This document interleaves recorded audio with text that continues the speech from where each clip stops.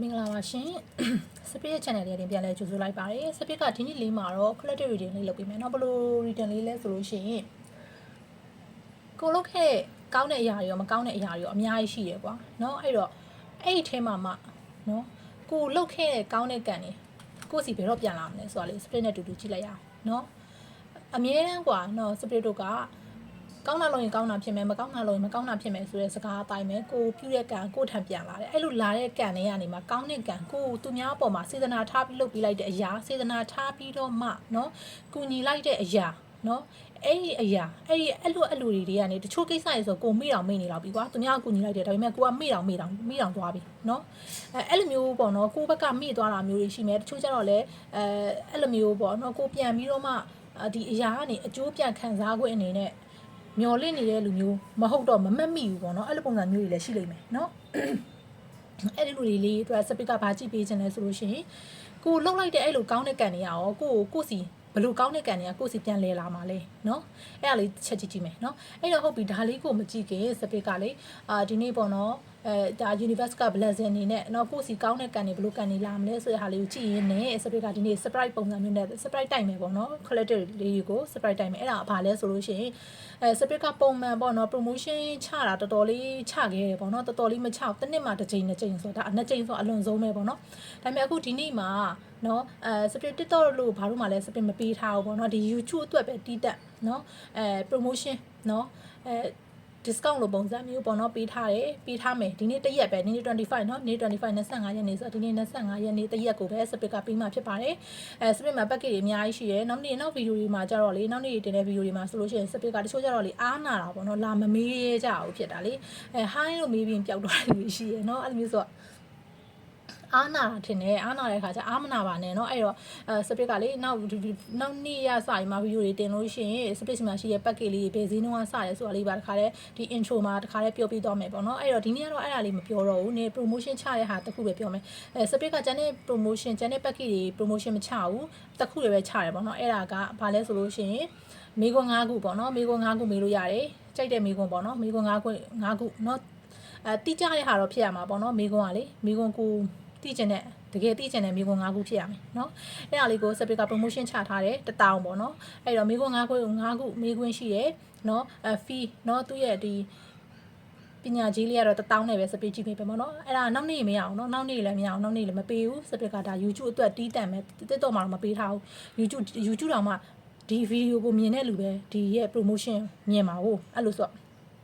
เนาะဒီဗီဒီယိုကိုကြည့်ရလူလေးတော့ဒါ split နဲ့ကန်ဆက်တယ်လို့ပြောလို့ရတယ်เนาะအဲ့လိုလူလေးတွေအတွက် split ကဒီမိကွန်5ကို1000နဲ့เนาะဒီနေ့တည့်ရက်ပဲ promotion ချထားပေးတာဖြစ်ပါတယ်အဲ့တော့ဒီနေ့တည့်ရက်ကြည့်လို့ရတယ်ပေါ့เนาะနောက်နေ့တော့ split ကြည့်မပေးပါဘူးဒါဒီနေ့တည့်ရက်ပဲ surprise ပုံစံမျိုးနဲ့တိုက်လိုက်တာပေါ့เนาะအဲ့လိုပုံစံမျိုးလေးဒါ universe blessing နဲ့ကြည့်ရင်းနဲ့ဆိုတော့လေเนาะအဲ့တော့ဟုတ်ပြီဒီဗီဒီယိုကိုကြည့်နေတဲ့ collective လေးတွေကောင်းတဲ့ကံเนาะကောင်းတဲ့ကံလေးတွေကဘယ်အချိန်မှာเนาะဘယ်အချိန်မှာလဲလာမှာလဲเนาะမကောင်းတဲ့ကံတွေကတော့လဲပြီးပြထားလိုက်နော်ပြီးတော့ပဲထားလိုက်ရအောင်အဲ့တော့ကောင်းတဲ့ကန်လေးတွေကဘာကန်လေးတွေလဲလာလို့ရှိလဲโอเคမီးလာခဏလေးနော်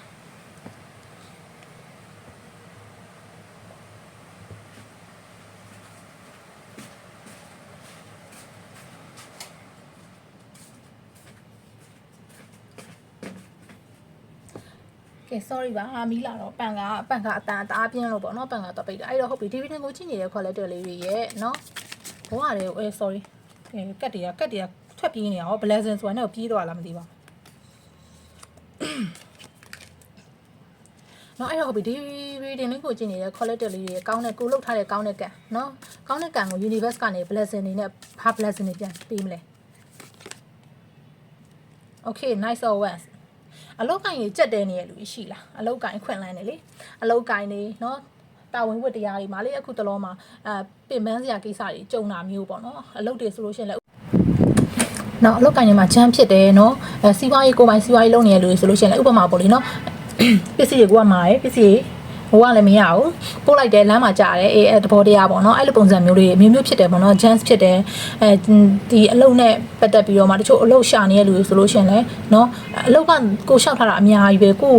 နော်ကိုကတော့ရှောက်ထားတာကွာကိုပြန်ပြီးတော့မှ reply မလုပ်တာမျိုးတွေเนาะပြန်အလုပ်မရတာမျိုးတွေပေါ့เนาะအဲ့ဒီအတွက်ကိုစိတ်ညက်စရာကြီးကြုံနေရတာမျိုးတွေဒီမှာတွေ့ရတယ်ပေါ့เนาะအဲ့တော့အဲ့လိုလူလေးတွေနဲ့ဆိုတည်င်းကောင်းဘာလဲဆိုလို့ရှိရင်ဒီမှာ nice of one ရှာတာဖြစ်တဲ့အတွက်ကိုအတွက် နော်ဒါကိုအတွက်အာမခံမှုပေးတဲ့အာမခံချက်ပေးတဲ့အလုပ်ကိုင်းခွင့်လန်းတွေရလိမ့်မယ်နော်ဒါအလုပ်ရှာနေတဲ့လူတွေအတွက်တချို့စပစ်ပြောတယ်ကိုပိုင်လုပ်ငန်းစီးပွားရေးလုပ်ငန်းတွေမှာအခုအကျက်တဲပေါ်နေတယ်အကျက်တဲပေါ်နေတဲ့လူဆိုလို့ရှိရင်နော်အဆင်ပြေသွားလိမ့်မယ်အဆင်ပြေလာလိမ့်မယ်နော်အဆင်ပြေလာလိမ့်မယ်အဓိကတော့ဒီမှာလည်းနည်းနည်းလှုပ်လှုပ်ရှားရှားသွားတဲ့ energy မျိုးကိုမြင်ရတယ်နော်ဥပမာပေါ့စီးပွားရေးလုပ်နေတဲ့လူတွေဆိုလို့ရှိရင်လည်းကုတန်းရောင်းဝယ်ရေးလုပ်တာမျိုးလေးတွေနော် export import တွေလုပ်တာမျိုးလေးတွေအဲ့လိုပုံစံမျိုးအရောင်းဝယ်လုပ်တာမျိုးလေးတွေပေါ့နော်အဲ့လိုပုံစံမျိုးလေးတွေစပစ်ပို့ပြီးတော့မြင်ရတယ်ပေါ့နော်အဲ့လိုလူတွေအတွက်ဆိုလို့ရှိရင်လည်းစီးပွားရေးကိစ္စအလုပ်ကိုင်ကိစ္စမှာဂျမ်းဖြစ်နေတဲ့ကိစ္စဆိုပြန်ပြီးအတာတော်တော်လေးကိုအဆင်ပြေလာမဲ့တဘောပေါ့နော် nice over ကြတာဖြစ်တဲ့အတွက်နော်အချိန်ကမကြာတော့ဘူးနော်အချိန်မကြာတော့ဘူးအချိန်မကြာတော့တဲ့အချိန်တွေမှာပဲဒီအခက်ခဲပြန်ပြီးပြည်လည်လာလိမ့်မယ်ဆိုတဲ့ energy မျိုးကိုမြင်နေနော် nice over energy ဖြစ်တဲ့အတွက်ဟိုပေါ့ခဏနဲ့ဆိုတဲ့ energy ရတယ်ကွာနော်အရင်မကြတော့တဲ့ energy မျိုးပေါ့နော်အရင်မကြတော့တဲ့အချိန်တွေမှာပဲဒါအလုတ်ကင်နေပြည်လဲမယ်နော်အလုတ်လျှောက်တဲ့ထားတဲ့လူတွေဆိုရင်အလုတ်တွေရလိမ့်မယ်နော်ကိုပိုင်စီးဝိုင်းတွေပါနေအချက်ဖြစ်နေတဲ့ကိစ္စရှိရဆိုလို့ရှိရင်လည်းဒါအမြန်ဆုံးအဆင်ပြေသွားလိမ့်မယ်အဆင်ပြေလာလိမ့်မယ်ဆိုတဲ့ energy မျိုးလေးတွေ့ရတယ်နော်ပြီးတော့ဒီမှာ judgment ကြတယ် okayစပစ်ဒီကောင်းစင်လေးကိုကြည့်လိုက်တာဟိုကကိုအတွက်နော်ကိုအတွက်ဒါကောင်းတဲ့ကန်နေ blessing နေနဲ့ဘာရအောင်လဲလို့ကြည့်လိုက်တာဒီမှာ judgment ကြတယ်နော်မင်းကောင်းတဲ့ဟာတွေမင်းအရင်လုပ်ခဲ့တဲ့ဟာမင်းမေ့တဲ့တချို့ကောင်းတဲ့အရာတွေဆိုလို့ရှိရင်မင်းမေ့နေရအောင်ရှင်းရှင်းမယ်တချို့ကြောက်လဲတတိရတယ်ကွာဒါပေမဲ့ဒီလူကိုငါကူညီလိုက်လို့သူ့စီကနေဘာကြီးတော့ပြန်ရပါစေတဲ့ဆိုတော့စိတ်မျိုးမရှိရလူတွေဒီမှာတွေ့ရပေါ့နော်အဲ့တော့သူတို့လေးတွေအတွက်လဲ universe ကမမေ့ပါဘူးတဲ့နော်မင်းတို့ကမေ့မယ်ငါကတော့မမေ့ဘူးတဲ့မင်းတို့လှုပ်ထားရဲ့နော်ကောင်းမှုကုသိုလ်တွေအကုန်လုံးကိုတဲ့ငါပြန်ပြီးတော့မှမင်းတို့စီကိုပြန်ပြီးတော့မှလွတ်လိုက်မယ်တဲ့နော်အဲ့လိုပုံစံမျိုးလေးတူကလည်းဒီမှာထပ်ပြီးတော့မှ confirm ပေးတာပေါ့နော်မင်းတို့အတွက်ကောင်းတဲ့ blessing တွေငါထပ်ပြီးတော့မှ confirm လိုက်မယ်တခုရှိတာကမင်းကလည်းတဲ့မင်းရဲ့ဘဝထဲမှာရှိနေတဲ့မကောင်းတဲ့အရာတွေကိုလက်ကိုလုပ်ဖို့လုပ်မယ်တဲ့နော်ငါမင်းကို blessing တွေပို့လိုက်ပြီဟုတ်ပြီငါ blessing တွေပို့လိုက်တယ်မင်းမှာကနော်ဒီမကောင်းတဲ့အရာတွေကိုပဲစိတ်ထဲမှာထည့်ပြီးတော့မှနော်ထားတယ်ဆိုလို့ရှိရင်တဲ့မင်းရဲ့ energy ကိုယ့်ရဲ့ energy ကလုံးဝမတန့်စင်တော့ဘူးကွာနော် energy cleansing မဖြစ်ဘူးကိုသူပို့လိုက်တဲ့ blessing ကိုလက်ခံရဖို့အတွက်ကို collector လေးတွေကအစင်တက်ဖြစ်မနေဘူးဆိုလို့ရှိရင်ဒါသူပို့လိုက်ရင်တော့မှဒါအလကားဖြစ်သွားလိမ့်မယ်တဲ့နော် collector လေးတွေကို universe ကပြောထားတာအဲ့တော့ကိုစိတ်နဲ့ကို cleansing ဖြစ်အောင်ရနေမယ်เนาะ cleansing ဖြစ်အောင် healing လုပ်မယ်ပေါ့เนาะhealing လုပ်မယ်ဆိုကဲ spirit ရေ healing ဘယ်လိုလုပ်ရမလဲကဲပြောချင်တာကွာအမြဲတမ်းเนาะ negative နော်အသွေးတွေနဲ့ပဲကိုပိတ်မလောင်ထားနဲ့ဥပမာပေါ့နော်ငါဘွားကြီးကဒီလိုပဲသွားတော့မယ်ထင်ပါရဲ့ငါဘွားကြီးကဒီလိုပဲအစမပြေဖြစ်တော့မယ်ထင်ပါရဲ့ပတ်စံလည်းအစမပြေဘူးဟိုကလည်းဒီလိုဖြစ်တယ်ဒီကလည်းဒီလိုဖြစ်တယ်အဲ့ဒီလိုမျိုးပူလောင်နေလို့ရှိရင် collective လေးတွေကနေထွက်တဲ့ energy ကလည်းနော်လုံးဝvibration ကလုံးဝ low vibration ပေါ့နော်အရန်နှိမ့်တယ်ကွာသူ့ရဲ့ frequency တွေကနော်အရန်နှိမ့်တဲ့ခါမှာတစ်ဖက်က universe ကနေ collective လေးတွေကိုပေးတဲ့ဟာ universe ဆိုမှတော့ universe ကနေပေးတဲ့ blessing ဆိုမှတော့ဒါက frequency ကမြင့်မယ်ကွယ်အဲ့တော့အနှိမ့်နဲ့အမြင့်နဲ့မတူသလိုပဲနော်လူဆိုတာလည်းအဆင့်တန်းရှိသလိုပဲကွယ်နော်အဲ့လိုပုံစံမျိုးအနှိမ့်နဲ့အမြင့်နဲ့မှာဘလို့မှမစုံဘူးကွယ်အဲ့တော့ तू ကပို့လိုက်တာအကောင်ဒါပေမဲ့ကိုယ့်ရဲ့ခန္ဓာကိုယ်မှာမကောင်းတဲ့ energy တွေပဲရှိတဲ့အခါမှာ तू ပို့လာတဲ့ blessing ကကိုယ့်စီမရောက်တော့ဘူးသိလားကိုယ့်စီလာလို့လည်းမရတော့ဘူးဖြစ်သွားတာကွာနော်ဘာလို့လဲကိုယ်တိုင်ကဒီ blessing ကိုလက်ခံရဖို့အတွက်ကိုကထိုက်တန်တယ်လို့ကိုယ်စိတ်ထဲမှာမထင်လို့နော်အဲ့တော့ collective လေးလုပ်ရမှာကငါကောင်းတဲ့အရာနဲ့ထိုက်တန်တယ်နော်ငါအတွက်ကောင်းတဲ့အရာတွေငါဘွားတယ်လာနေပြီနော်အဲ့လိုပုံစံမျိုးလေးနော်ကိုကျေးဇူးတင်မယ်နော်ကိုအသက်ရှင်နေရတာကျေးဇူးတင်မယ်ကိုစားစရာတောက်စရာရှိတာလေးကျေးဇူးတင်မယ်နော်ကျေးဇူးတင်တဲ့အကျင့်ကိုမွေးမြူနော်အဲ့လိုပုံစံမျိုးလေးပြောချင်တာကိုအခုဘလောက်ပဲပင်ပန်းနေစေခက်ခဲနေပါစေကွာနော်လူတွေကလေပို့ပြီးတော့ပင်ပန်းတာဘာလို့ပင်ပန်းတာလဲသိလားကိုစိတ်နဲ့ကိုပို့ပြီးတော့ပင်ပန်းတာဟာသူများတွေကဒီလိုဖြစ်နေပြီငါကတော့ဒီလိုမဖြစ်သေးဘူးဆိုတဲ့ပုံစံနဲ့ပို့ပြီးပူလောင်တာပေါ့နော်အဲ့တော့ collective လေးတွေပေါ့နော်တချို့ကျတော့ကိုစိတ်နဲ့ကိုဘယ်လို healing လုပ်ရမလဲကိုစိတ်နဲ့ကိုဘယ်လိုထိန်းရမလဲသိပေမဲ့တချို့ကျတော့လည်းဘယ်လိုလုပ်ရမလဲဆိုတော့မသိရလူတွေပေါ့နော်မသိရလူတွေအတွက်ဆိုလို့ရှင်တော့ spirit ကရှင်းလေးပြောမယ်ဆိုရင်ကိုကျေးဇူးတင်မယ်နော်ကျေးဇူးတင်တဲ့လောက်ကရမ်းလွယ်ဘယ်လိုလွယ်လဲသိလား spirit ပြမယ်မနဲ့အရာထားလိုက်တယ်တဘောနော်မနဲ့အရာထားလိုက်တယ်မျက်လုံးနှလုံးပွင့်တယ်နော်ပွင့်ပြီဆိုတာနဲ့နော်ကိုအသက်ရှူနေရတယ်မလားကောင်းကောင်းမအသက်ရှူနေရတယ်ကွာခုလိုကောင်းကောင်းမအသက်ရှူခွင့်ရနေတဲ့အတွက်ကျေးဇူးတင်တယ်ကျေးဇူးတင်လိုက်ပြန်ရောနော်ဟုတ်ပြီနော်အရာတိုင်းမှာကျေးဇူးတင်စရာရှိရကွာကဲထမင်းစားတယ်ထားလိုက်နော်ထမင်းစားပြီကဲထမင်းစားတယ်ကဲသူများတွေနော်သူများတွေတချို့နိုင်ငံတွေမြို့တွေမှာဆိုရင်လုံးဝနိုင်ငံကြီးမငြိမ်တဲ့အတွက်ကြောင့်မို့အိုးအိမ်ကိုအိမ်တွေကိုပြစ်ပြီးတော့မှနော်ပြေးနေရတာမျိုးတွေနော်အစားတောက်တောင်နှံ့မှန်တဲ့ဟာတွေမရှိဘူးလားရှိတယ်အများကြီးပဲနော်အဲ့လိုမျိုးလူမျိုးတွေကတစ်ချက်တွေးကြည့်လိုက်နော်အော်သူတို့တွေထက်စားလို့ရှိရင်ငါလေးကငါပနေငါအိမ်နဲ့ငါအခန်းထဲမှာငါအိမ်နဲ့ငါစားချင်တဲ့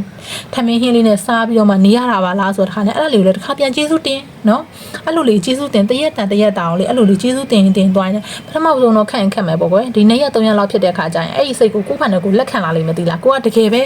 ဲကောင်းကြီးပြေးဝနေတယ်နော်တကယ်ပဲ blessing တွေပြည့်နေတယ်နော်ကိုကတကယ်ပဲကံကောင်းတဲ့လူဆိုတော့ကိုယ်စိတ်နဲ့ကိုမတိစိတ်ကိုလက်ခံလာတဲ့ခါကျရင်ကိုယ့်ဘဝရတော်တော်လေးနေထိုင်တာတိုင်းရှိလာလိမ့်မယ်နော်စပစ်ကအဲ့လိုမျိုးပြောချင်တာအဲ့တော့ universe ကပေးလာတယ်ဆိုလို့ရှိရင် collective လေးတွေကလည်း collective လေးတွေရဲ့နော် energy ကိုမြင့်အောင်လုပ်ဖို့လိုပါတယ်လို့စပစ်ကအဲ့လိုမျိုးလေးပြောချင်တာနော် collective လေးတွေကလည်းယူဖို့အတွက်ကိုကတော့ပေးဖို့အစင်တင်ဖြစ်နေပြီကွယ် collective လေးတွေကအစင်တင်ယူဖို့အတွက်အစင်တင်မဖြစ်သေးဘူးဆိုရင်သူဟိုဘက်ကဘယ်လိုပေးမှာတော့ပေးနိုင်မှာတော့ဟုတ်တယ်မလားဒီဘက်ကမှလက်မကမ်းပါဘူးဆိုဟိုဘက်ကဘယ်လိုမှပေးလို့မရဘူးလေဟုတ်တယ်မလားအဲ့တော့ universe ကပေးလာပြီဆိုကိုယ့်လက်ကဘာဖြစ်လဲအစင်တင်ကမ်းထားဖို့လိုတယ်နော်အဲ့အမျိုးလေးကိုပြောချင်တာနော် okay ဟုတ်ပြီထပ်ပြီးတော့ကြည့်မယ်နော်Okay Wheel of Fortune ကံကြမ္မာလဲဘိန်းကြီးပေါ့နော်ကံကြမ္မာလဲဘိန်းကြီးကတပတ်လဲပြီရှိမှာတော့ငါမင်းမကောင်းတဲ့ဟာတွေအကုန်လုံးအများကြီးကြုံခဲ့တယ်မလားတဲ့အများကြီးကြုံခဲ့တဲ့ဟာတွေအကုန်လုံးကနော်အခုနော်ခေါင်းနဲ့ပန်းနဲ့မှာလေခေါင်းကနေပန်းကိုတခါတည်းဒီလိုမျိုးဖြစ်သွားတယ်လို့ပဲနော်လက်ဖမိုးကနေလက်ဖွာကနေလက်ဖမိုးဒီလိုချင်းချက်ဖြစ်သွားတယ်လို့ပဲအပြောင်းလဲကအရန်နီးနေပြီနော်မင်းတို့ကောင်းတဲ့အရာတွေကိုငါပို့လိုက်ပြီးတဲ့ပို့လိုက်တော့မှမင်းအစင်တစ်ဖြတ်ဖို့လိုတယ်ဒီမှာ judgment energy နဲ့မင်းအစင်တစ်ဖြစ်တယ်ဆိုလို့ရှိရင် wheel of fortune energy နဲ့နော်မင်းအခုစိတ်ညစ်စရာတွေအခက်ခဲတွေကြုံတဲ့ဟာတွေအကုန်လုံးကနော်ပိန်းကြော်ရွက်ပေါ်မှာရေတင်လိုက်လို့ရှိရင်ရေမတင်ဘူးလေဟုတ်တယ်မလားရေထည့်လိုက်ရေမတင်အောင်အဲ့လိုပုံစံမျိုးပဲနော်လက်ဖမိုးကနေလက်ဖွာမှာအချိန်ခဏပဲကြာတယ်နော်အဲ့တော့အဲ့လိုပုံစံမျိုးချင်းချက်ဖြစ်သွားမှာတဲ့နော်အဲ့လိုချင်းချက်ဖြစ်သွားမှာမင်းတို့ကောင်းတဲ့ကံတွေလာနေပြီမင်းတို့ကံဆိုးတာတွေကြုံရတယ်မင်းတို့နော်ကံမကောင်းလို့မင်းထင်တဲ့အရာတွေကတကယ်ကံမကောင်းတာမဟုတ်ဘူးတဲ့မင်းစိတ်ကဟောမင်းကအဲ့လိုပဲငါအဲ့လိုနဲ့ပဲထိုက်တန်တယ်လို့မင်းစိတ်နဲ့မယုံထားလို့တဲ့အဲ့ဒါကြောင့်မို့မင်းဒီလိုတွေဖြစ်နေရပါဆိုပြီးတော့မှ तू ကပြောထားတယ်နော်အဲ့တော့ဟုတ်ပြီကောင်းတဲ့အရာတွေကိုနော်ဟိုဘက်က universe ကနေပြီးပေးနေပြီကိုကလက်ခံယူဖို့ပဲလိုတော့တယ်နော်နော်ပြီးတော့ကကြတော့နောက်တစ်ခုမင်းပေါ်မှာမကောင်းတဲ့လူတွေအတွက်လည်းမင်းကလေနော်အော်ငါ့ပေါ်မှာမကောင်းတဲ့လူတွေကြတော့သူတို့ကကြတော့ကောင်းစားနေတယ်လို့မထင်နဲ့တဲ့နော်သူတို့မှလည်းသူတို့ရဲ့ဘဝနဲ့သူတို့အပြောင်းလဲရှိတယ်မင်းကမမြင်ရတာပဲရှိတယ်တဲ့အဲ့လိုမျိုးလေးလည်းသူကပြောထားတယ်မင်းပေါ်မှာမကောင်းကြတဲ့လူတွေနော်သူ့လမ်းနဲ့သူသွားလိမ့်မယ်အဲ့ဒါလည်းငါတို့မမိပါဘူးတဲ့အဲ့ဒါငါတို့တာဝန်ငါတို့မမိပါဘူးပေါ့နော်မင်းလုံးဝမဲ့တာဝန်ကမင်းရဲ့ vibration ကိုမြင့်အောင်ထားမယ် frequency ကိုမြင့်အောင်ထားမယ်ပြီးတော့မင်းရဲ့ energy ကို cleansing လုပ်မယ်မင်းကိုမင်းပျော်ပျော်ရွှင်ရွှင်နဲ့နော်ကိုတန်ဖိုးရှိတဲ့လူတယောက်ဖြစ်လို့ဖြစ်အောင်နေရင်ကိုရပြီတဲ့နော် Ace of Wands ကြတဲ့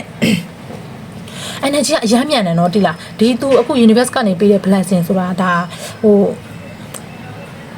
လာချီပြီးတော့မှအဲ့လိုကြာတဲ့ energy မျိုးမတွေ့ဘူးတိလားဝုန်းကနေတိုင်းကနေဝုန်းကနေတိုင်းကနေနော်အဲ့လိုပုံစံမျိုး energy ကိုတွေ့ရတယ်နော်8ရက်တို့8ပတ်တောင်မှနည်းနည်း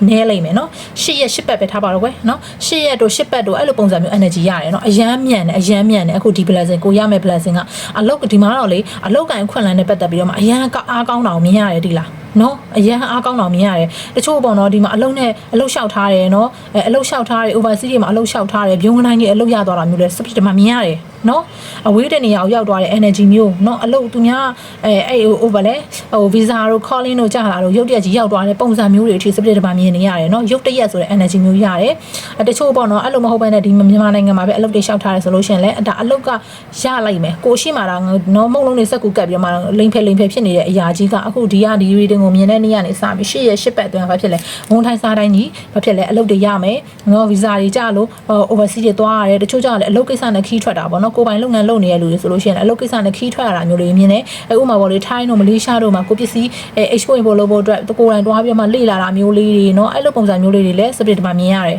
်နော်အဓိကတော့အပြောင်းလဲမြန်တဲ့ energy မျိုးပေါ့နော်အပြောင်းလဲ change ဖြစ်တာအချမ်းမြန်တယ်နော်အဲ့တော့ကိုယ်မှာကောင်းတဲ့အရာတွေကို blessing ကနော် blessing တွေကို universe ကပို့ဖို့အတွက်အစင်တစ်ဖြစ်နေပြီ quality လေးတွေယူဖို့အတွက်လက်ကမ်းဖို့ပဲလိုတော့တယ်နော်အဲ့တော့လက်တခြားကမ်းနိုင်ဖို့ဆိုရင် space ကနေပြောလိုက်တယ်ကိုယ့်ရဲ့ energy လေးကို cleansing လုပ်ထားရင်ကိုရပြီလို့ space ပြောလိုက်တယ်နော် okay နော်တချို့လေးတွေမှာအလုတ်တစ်စမဲ့ပုံစံမျိုးလေးလည်းတွေ့ရနော်အဲ့ဒါအရန်ကောင်းတယ်နော်အလုတ်တစ်နော်အလုတ်တစ်ဆိုတာကတချို့ကျတော့လည်းငကိုရှိနေတဲ့အလုတ်ကနေနောက်အလုတ်အတစ်ကိုပြောင်းတင်လာလို့ပြောရင်ပြောင်းတင်တယ်နော်ပြောင်းလို့ပြောချင်တယ်ပြီးတော့တချို့ကျတော့လည်းဒီမှာပေါ့နော်ကိုယ်ပိုင်လုပ်ငန်းလေးစကြင်တာစပရေးရေးစလို့ရလားလို့ပြောရင်လည်းစလို့ရတယ်နော်လုတ်မှာအပြောင်းလဲချင်းချက်ကကြီးလာနေပြီကိုကအခွင့်အရေးမြင်အောင်ကြည့်ပြီးတော့မှစုပ်ကင်နိုင်ဖို့ပဲလိုတယ်နော်အဲ့လိုပုံစံမျိုးလေးပြောချင်တာတချို့ကျတော့ဒီကိုယ်ပိုင်လုပ်ငန်းလုပ်နေတဲ့လူတွေဆိုလို့ရှိရင်လည်းနောက်ထပ်အသစ်အစမ်းတစ်ခုစပြီးတော့မှလုပ်ကြည့်လို့အဆင်ပြေလားလို့ပြောအဆင်ပြေလို့နော်ရဲတာလို့ပြောချင်တယ်နော်ရဲတာလို့နော်မှာ true ဆော့ကြတယ်နော်ကိုယ်စိတ်ထဲမှာလေအခုအချိန်မှာtrue ဆော့ကြတာဖြစ်တဲ့အခုအချိန်မှာလေကိုကဟိုလောက်ရလို့ဒီဟာလောက်ရလို့အလုပ်ရင်ကောင်းမလားမလုပ်ရင်ကောင်းမလားဖြစ်နေရဆိုလို့ရှိရင်လှုပ်ချပလိုက်လို့ပြောချင်တယ်လှုပ်ရမလားမလှုပ်ရဘူးလားဆိုတော့မိခွန်းတစ်ခုမှထွက်လာရင်လှုပ်ပလိုက်နော် okay နော်စပစ်ပြောလိုက်ပြီနော်လောက်ရမလားမလောက်ရဘူးလားလို့ပြောရင်လောက်ပလိုက်နော်ကိုပိုင်လုပ်ငန်းစရမလားမသိဘူးလောက်ပလိုက်နော်လုပ်ငန်းထက်ချက်ရမလားမသိဘူးလောက်ပလိုက်နော်အလုပ်ရှောက်ရမလားမသိဘူးရှောက်ပလိုက် overseas တော့ဖို့ overseas ကန်စမ်းကြည့်ရမလား scholarship ရှောက်ကြည့်ရမလားမသိဘူးလောက်ပလိုက်အဲ့လိုပြောချင်တာနော်မင်းတို့အခွင့်အလန်းအခွင့်အရေးဆိုတာကဓာရီတိလားအဲ့ဒါကိုကရပါမလားမသိဘူးဆိုပြီးတော့မှနောက်ဆုတ်လိုက်တယ်ဆိုလို့ရှိရင်ဟိုဘက်ကပေးလာတဲ့ blessing တာဖြစ်ရင်ကိုကနားကားမှာကိုကလက်မကန်လိုက်ရဘူးလေဟုတ်တယ်မလား तू ကဒီ blessing ကြီးကိုပေးရင်တော့မှထားပါတော့ကဲမင်းလုပ်ငန်းအစ်စဖို့အတွက်မင်း blessing ကပေးလိုက်ပြီဒါပေမဲ့ဖြစ်ပါမလားမသိဘူးဆိုတာနဲ့ကိုကစမလုပ်တာနဲ့ဘာဖြစ်လဲဒီ blessing ကြီးကိုမရတော့ဘူးလေကိုကဟုတ်တယ်ရှိမဟုတ်တယ်ရှိစလုပ်လိုက်ရင်အဲ့ blessing ကိုရမှာဟုတ်တယ်နော်စပစ်ကအဲ့လိုပြောချင်တာနော် choice တွေအရှိမှလည်းပေါ်လာလိမ့်မယ်နော် choice တွေပါဟိုကရွေးရမှာလို့ဒီဟာရွေးရမှာလို့လုတ်ပလိုက်နော်မလုတ်ရမလားမလုတ်ရဘူးလားလို့မိခွန်းတစ်ခုရှင်းလာရင်လုတ်ပလိုက်နော်အဲ့လိုမျိုးပြောချင်တာကိုယ်စဝေးစွာဖြစ်စေမယ့်အရာလေးလည်းပေါ်လာလိမ့်မယ်သိလားနော်ကိုက tree ဟာဖြစ်အောင်လေကိုလေနော်အဲ့လိုပုံစံမျိုးလေးလည်းကြုံလာလိမ့်မယ်ဒါပေမဲ့လုတ်ပလိုက်နော် tree of cats ပြောစရာရှင်စရာတွေအများကြီးရှိမှလောင်းအခုစိတ်ညစ်နေတယ်လို့ပြောရင်တော့မှအခုချိန်မှာစိတ်ညစ်စရာကြီးကြုံနေတော့မှ quality လေးတွေနော်ဒီအခုအချိန်လေးခဏလေးပဲတိခံပေးလိုက်ပြောပြီးတာအချိန်ကဘယ်လောက်လဲ10ပတ်8ရက်လို့ပြောလိုက်တယ်နော်10ပတ်8ရက်နော်10ပတ်8ရက်အတွင်းမှာဒါကိုယ့်အတွက်ကိုဒီမှာနော် tree of cat celebration နဲ့ abundance energy တွေလာပြီးအရန်ကိုပျော်ရွှင်ရတဲ့ energy မျိုးဒီမှာတွေ့ရတယ် party တွေလုပ်တဲ့တကယ်ချင်းတွေနဲ့ဟီလာဟာလာတွေနော်ဟီလာဟာလာတွေမြင်ရတဲ့အလုံးမှာအောင်မြင်မှုအတွက်ပွဲခံနေအဲ့လိုပုံစံမျိုးလေးတွေနော် abundance energy တွေ celebration တွေလုပ်နေရမျိုးတွေတချို့ကျတော့ဒီမှာအလုံးမှာယာထုတိုးတယ်ယာထုတိုးလို့အတွက် celebration တွေလုပ်တယ်တချို့ကျတော့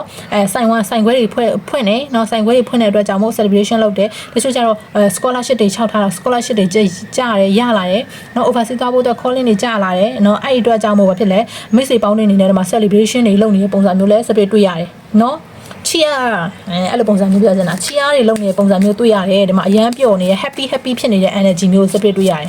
်နော်အဲ့တော့ကိုကအခုချိန်မှာစိတ်ညစ်စရာရှိနေတာမှဒီခဏလေးပဲเนาะကိုမှဒါပေမဲ့တခုရှိတာကဒီလိုအရာတွေကိုဘွားထဲမှာဝင်လာဖို့ဆိုလို့ရှိရင်ကိုကလည်း welcome လုပ်ထားဖို့လိုတယ်เนาะအစင်တက်လက်ကမ်းထားဖို့လိုတယ်လို့စပစ်ပြောချင်တယ်เนาะဒီမှာဒီ empire เนาะ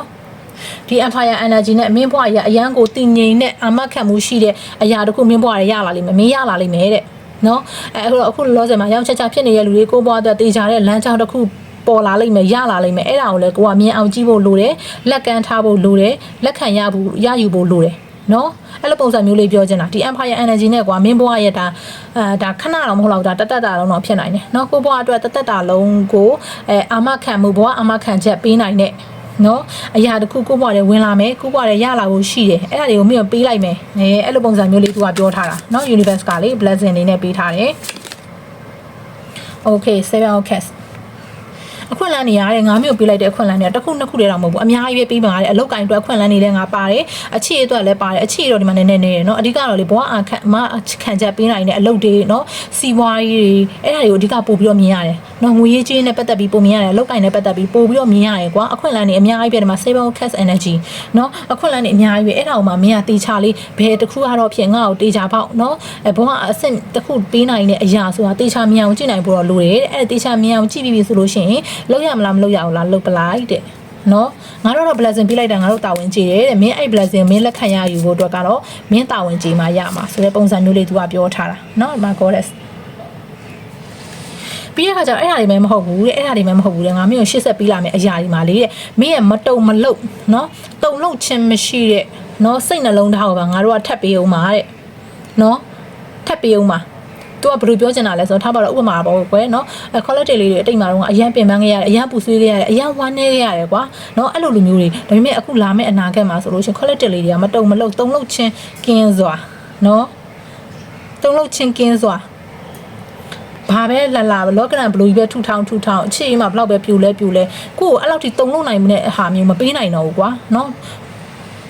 ်ကိုယ့်ရဲ့စိတ်ကတော်တော်လေးကိုအေးချမ်းပြီးတော့မှလေသိလားအေးချမ်းပြီးတော့မှဆွတ်လွတ်နိုင်တဲ့ပုံစံမျိုးသိလားအဲ့လိုပုံစံမျိုးလေးနော်အဲ့လိုပုံစံမျိုးလေးကို quality လေးတွေကိုသူတို့က blessing အဲ့လိုပုံစံမျိုးလေးဖြစ်အောင်သူတို့က support လုပ်အောင်ပါ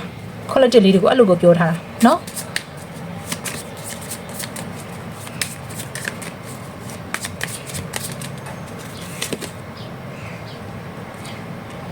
7 hours ဟုတ်တယ်အတိတ်မှာတော့ quality လေးဒီမှာမြင်ရတဲ့လောက်လေအဲဒီပေါ် quality လေးတွေအတိတ်မှာတော့တော်တော်လေးကိုဘဝမှာလေတနောက်ကျော်ဓာတ်နဲ့ထိုးခံခဲ့ရတာတွေရှိမယ်နော်အခြေဆိုလည်းချီတင်လောက်ခံရတာအလုံးမှာဆိုလို့ရှိရင်လည်းကိုတယောက်တည်းကွက်ပြီးတော့မှကြံပြီးတော့မှနော်ခြံထားခံရတာတော့နော်အပေါင်းတင်ချားထဲမှာဆိုလည်းကိုကိုကွက်ပြီးတော့ခြံထားတာမျိုးတွေမိသားစုတွေမှာဆိုလို့ရှိရင်လည်းကိုအလေးပေးမခံရတာမျိုးတွေအဲ့လိုမျိုးတွေအများကြီးရှိခဲ့လိမ့်မယ်ဒီလားအဲ့လိုမျိုးဟာတွေကိုအရန်ကြုံပြီးတဲ့နောက်ပိုင်းမှာရှေ့မှာတော့ရှေ့အခုလာမဲ့အရာမှာဆိုလို့ရှိရင် quality လေးတွေကိုအဲ့လိုမျိုးလောကဒဏ်တွေဘလောက်ပဲထူထောင် quality လေးတွေကဖြစ်လဲနော်လုံးဝနော်စိတ်အဲ့လိုအရာမျိုးမှာကွာနော်လုံးဝကိုလေးစိတ်ကိုလေးတုံလုံးချင်းမရှိတော့ဘူးတဲ့နော်အဲ့လို blessing ပါ तू ကပေးအောင်မှာ quality လေးတွေကိုလာစားဟဲ့လောကရန်မင်းလားဟဲ့လောကရန်ဆိုပြီးတော့မှဘာဖြစ်လဲကြံ့ကြံ့ခံပြီးတော့မှကိုအဲ့လိုနေမဲ့စွမ်းရည်မျိုးကိုလည်း quality လေးတွေကို university ကပေးအောင်မှာတဲ့နော်ကဲဟုတ်ပြီနောက်ဆုံးတစ်ခက်ပဲထပ်ကြည့်တော့မယ်ကွာနော်โอเคဒီမှာ face of pentacle quality လေးဒီမှာမြင်ရတော့လေနော်တချို့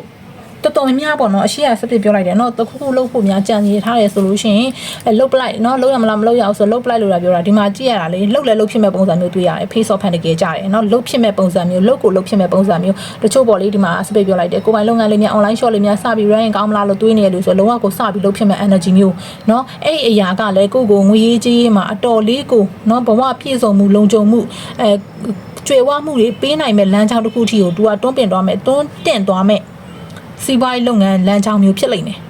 နော်အဲ့တော့ကိုကအခုချိန်မှာ idea ရှိတယ်လုပ်ရမလားမလုပ်ရဘူးလားမသိဘူးဇဝေဇွာဖြစ်နေတယ်ဆိုရင်လုပ်ပလိုက်လို့စပစ်ပြောခြင်းနဲ့အဲ့ဒီရဲ့အခွင့်အလမ်းကကိုဘဝကိုလုံးဝတစ်စစ်ချိုပြောင်းလဲသွားဖို့အခွင့်အရေးဖြစ်နိုင်တယ်နော်ဖြစ်နိုင်တယ်မဟုတ်ဖြစ်ကိုဖြစ်လိမ့်မယ်နော်အဲ့တော့အဲ့အခွင့်အရေးကိုမြင်အောင်ကြည့်ပြီးတော့မှကိုကယူဖို့လိုတယ် special မှာပြောလိုက်တယ်ကိုရဲ့ energy လေးကို cleansing လုပ်ပါ blessing နော် universe ကနေမှ blessing ပေးထားတာအများကြီးပဲကိုတို့အခွင့်အရေးတွေအများကြီးပဲနော်အခွင့်အရေးတွေလည်းအများကြီးပဲနော်မင်းကမကောင်းတဲ့လူတွေဘာဖြစ်နေမလဲဆိုတာတွေးမနေနဲ့သူတို့ကလည်းသူတို့ဝင်တဲ့သူတို့လဲနေပြီတဲ့မင်းကမေ့မယ်ငါတို့ကတော့အဲ့ဒါကိုမမေ့ဘူးတဲ့အဲ့လိုပုံစံမျိုးလေးပြောထားတယ်နော်ပြီးရင်အလုတ်ကင်နဲ့ပတ်သက်ပြီးတော့မှကိုမျောလင့်ထားတာဂျမ်းဖြစ်ထားတာတွေနော်မျောလင့်တယ်လို့ဖြစ်မလာတာတွေအကုန်လုံးဒီရှေ့ဘက်အတွင်းမှာပြန်ပြီးတော့မှပို့ပြီးတော့မှအဆင်ပြေလာလိမ့်မယ်နော်အဆင်ပြေသွားလိမ့်မယ်ဆိုတဲ့ energy မျိုးလေး separate မြင်ရတယ်နော်ကိုအတွက်ရန်အဲ့အတွက်ရန်အဆင်ပြေသွားလို့တော့မှကိုကဘာဖြစ်လဲဒီမှာ celebration တွေလုပ်တဲ့ပွဲတွေလုပ်ပြီးတော့မှအောင်ပွဲခံနေရမျိုးလေးတောင်စပင်မြင်ရတယ်နော်ပြီးတော့ကိုလုံးရမယ်အလုပ်ကိုလုံးရမယ်ဒီခါမှာပေးမဲ့လမ်းကြောင်းတစ်ခုတော့ကိုကတေချာလေးစုပ်ကင်နိုင်တယ်ဆိုလို့ရှိရင်အဲ့ဒါကိုဘဝတက်တာလုံးဘဝအာမခံချက်မှုပေးနိုင်တဲ့နော်ပြည့်စုံမှုကုံလုံးမှုချမ်းသာမှုပေးနိုင်တဲ့စီးပွားရေးလုပ်ငန်းလမ်းကြောင်းတစ်ခုဖြစ်လာလိမ့်မယ်အဲ့ဒါကိုဘာဖြစ်လဲကိုကမြင်အောင်ကြည့်ဖို့လိုတယ်အဲ့အခွင့်အရေးနေကိုဘာဖြစ်လဲကိုကတေချာလေးဖန်ဆုပ်နိုင်ဖို့လိုတယ်ဆိုတာမျိုးလေးကိုဒါ university ကလက်ကန်ထားပြီးတာနော်ကဲအဲ့တော့ reading လေးကိုဆုံးထိကြည့်ပြီးတဲ့ကျေးဇူးအများကြီးတင်ပါတယ်စပစ်ပြောလိုက်တယ်ဒီနေ့ဒီ reading လေးဒီတစ်ခုပဲစပစ်ကမှဖြစ်လဲ promotion ပေးထားတာဖြစ်ပါတယ်မေခွန်း9ခုကိုfee ကနော်ပညာကြီးက1000နဲ့ပဲစပစ်ကြည့်ထားပြီးတယ်ဒီနေ့တရက်ပဲပေးမှာပေါ့နော်အဲ့ဒါကလည်း YouTube ကိုဒီ video လေးကိုမြင်တဲ့လူပဲစပစ်ကပေးမှာဖြစ်ပါတယ်နော်ဒီနေ့တရက်ပဲပေးထားတာနော် YouTube ကတိတက်မဲ့ပေးထားတာဖြစ်ပါတယ်အဲ့ reading လေးကိုဆုံးထိကြည့်ပြီးတဲ့အတွက်အားလုံးပဲကျေးဇူးတင်ပါတယ်